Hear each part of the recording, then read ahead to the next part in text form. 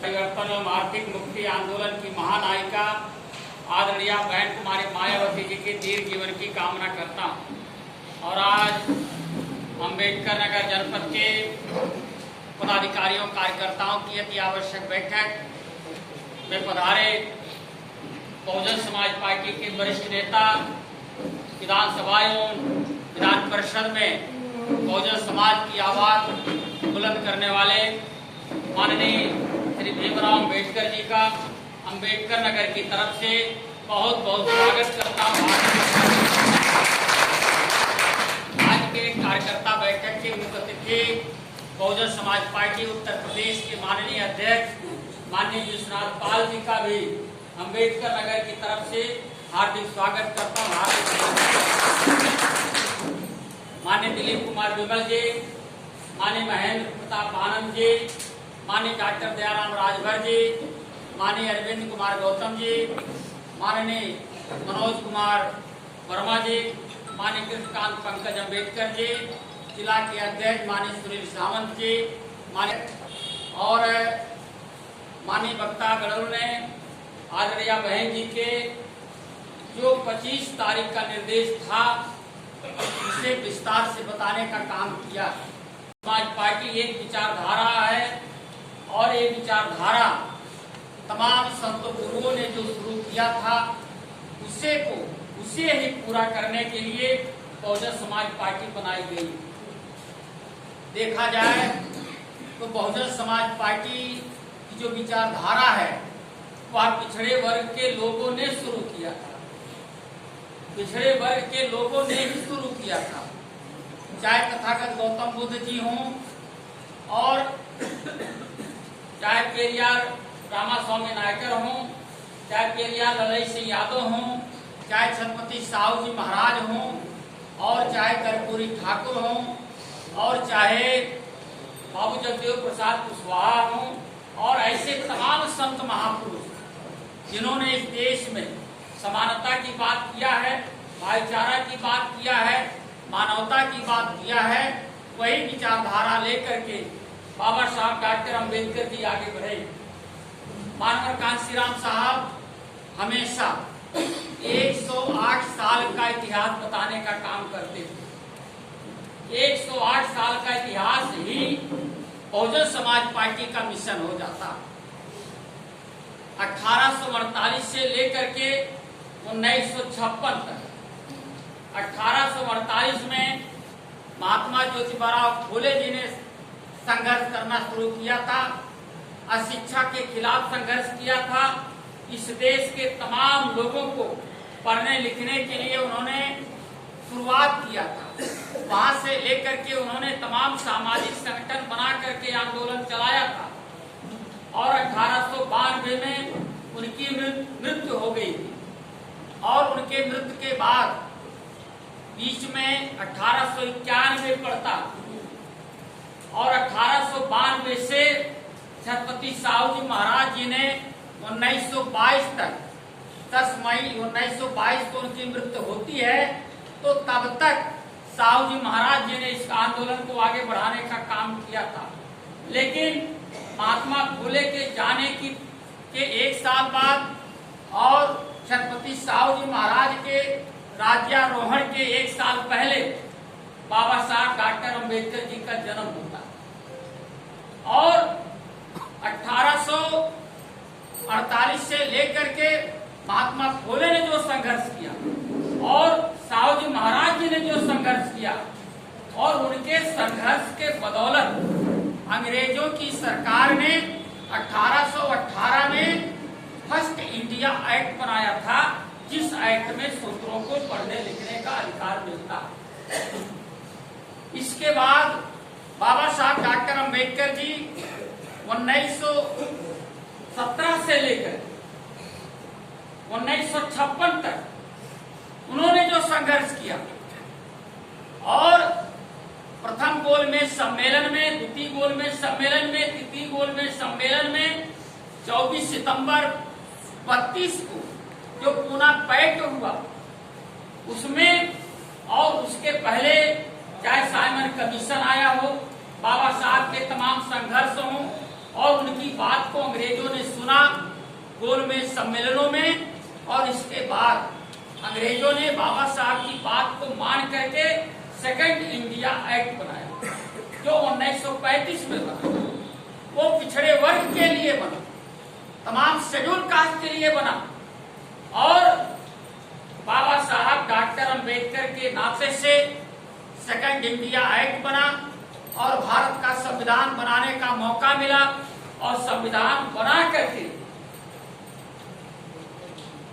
26 जनवरी 1950 के पहले भारत में जितने भी कानून थे सबको रद्द करा दिया था और भारत के संविधान को नंबर 1 पर रखा था।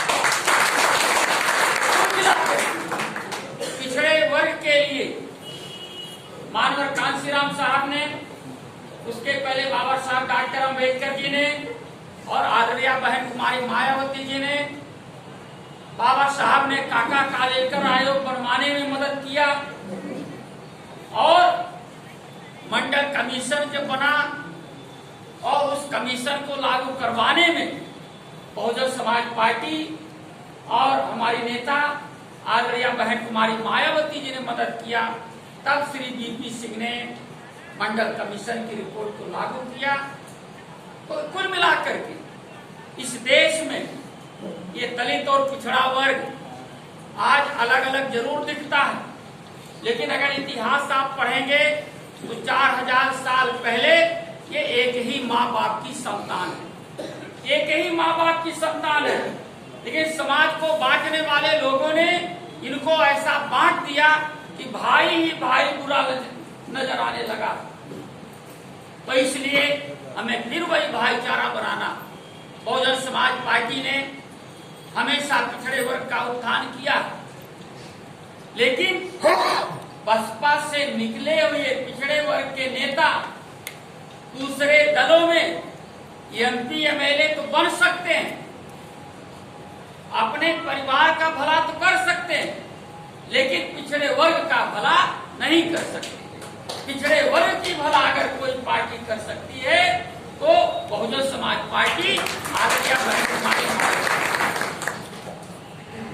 पार्लियामेंट में प्रमोशन का आरक्षण का बिल समाजवादी पार्टी ने ही फरमाया था, और पार्लियामेंट में समाजवादी पार्टी का एमपी रामविलास सुमन वही हाथरस में रेप होता है वो बात नहीं उठाते। वही मथुरा में 2 बहनों की शादी यादवों ने गड़बड़ किया, मारपीट किया, उस मैटर को पार्लियामेंट में नहीं उठाते। जौनपुर में दलितों की हत्या हुई उस घटना के बारे में नहीं उठाते। सहजनवा गोरखपुर चिल्लू पार के इलाके में दलितों की हत्या होती है, फैजाबाद में रेप होता, हत्या होती है, बस्ती में हत्या होती है। इसके बारे में समाजवादी पार्टी के किसी भी सांसद ने पार्लियामेंट में नहीं उठाया, और उठाता क्या है कि राणा सांगा गद्दार है। क्या मतलब भाई गड़े मुर्दे उखाड़ने का? भाजपा वाले औरंगजेब की कब्र खोज रहे हैं तो सपा वाले भी उसी में आंख में घी डाल रहे हैं। ये दोनों मिले हैं, एका कहे छोटी जनी की, एका कहे बड़ी जनी, खरा जराई दोनों जनी। सबसे सावधान रहना पड़ेगा।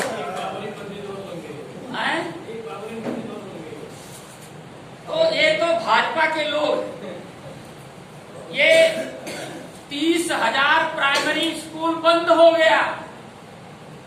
योगी बाबा को इसकी चिंता नहीं है, लेकिन उनके लोगों की चिंता है कि औरंगजेब कहां दफनाया गया।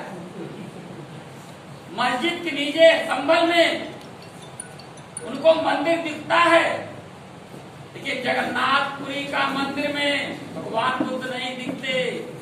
तिरुपति बालाजी मंदिर का भगवान बुद्ध उनको नजर नहीं आते। और जिस तरीके से उनके अपने आराध्य हैं, उनके मंदिर के लिए वो झगड़ा करते हैं, तो हमारे भी आराध्य भगवान बुद्ध हैं। उनको जहां ज्ञान हुआ था वो मंदिर आज भी दूसरे लोगों के कब्जा में है। जब संविधान कहता है कि 26 जनवरी 1950 के पहले भारत में लागू सभी कानून रद्द किए जाते हैं, तो सन 49 का बुद्ध टेम्पल का कानून क्यों चल रहा भाई?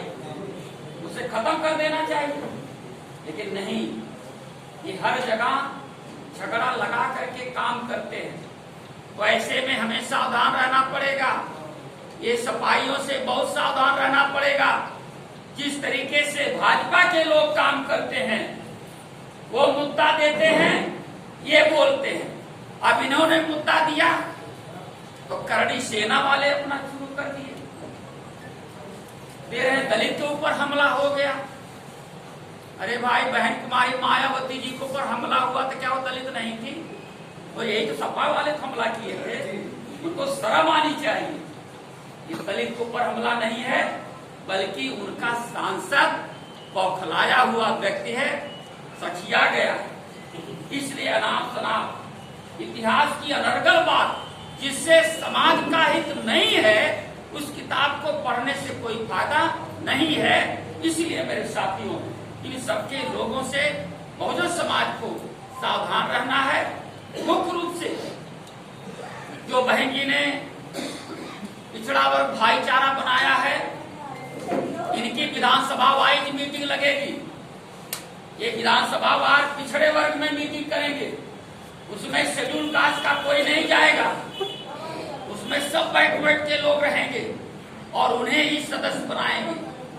जिला के दोनों संयोजक और उस विधानसभा के दोनों संयोजक उसमें रहेंगे। और जो संगठन है, जो संगठन बूथ के गठन की बात चल रही है, बूथ का गठन करिए, कैडर भी रोकिए। जब गठन हो जाएगा तब कैडर दिया जाएगा। बहन जी ने पूरा समय दिया है, नहीं तो कैडर में जल्दी जल्दी लोग बूथ का गठन कर देंगे ताकि कैडर में लोग आ जाएं, फिर वही फर्जीफिकेशन हो जाएगा। तो इसलिए पहले गठन सावधानी पूर्वक 50% नौजवानों को और 50% सबको संगठन बनाने का काम करिएगा। और एक रावण था, भाजपा वाले उसे हनुमान बना दिए। और वो ये भी नहीं बोला, वो हनुमान सुन करके खुश हो रहा है। उसको कहना चाहिए नहीं मैं हनुमान नहीं, मैं रावण हूं। लेकिन कितना झूठा है। कुल मिलाकर के उससे भी सावधान रहना है। वो वास्तव में हनुमान है, वो भाजपा का चेला है, उससे सावधान रहना होगा। तो इसलिए मेरे साथियों, माननीय भीमराव अम्बेडकर जी ने बहुत सारी बात बताई। माननीय प्रदेश जी का सानिध्य, प्रदेश अध्यक्ष जी का सानिध्य हमेशा जिलों को मिलता रहता है। उनको बहुत बहुत धन्यवाद। माननीय विमल जी का, माननीय महेंद्र प्रताप आनंद जी का, सभी साथियों का, आइए सभी साथियों का, और भाईचारा में जो आज नए साथी सम्मिलित किए गए हैं विधानसभा वार, उन सबका मैं और सभी साथियों का हृदय से आभार प्रकट करते हुए अपनी बात को खत्म करता हूँ। मीटिंग के समापन की घोषणा करता हूँ।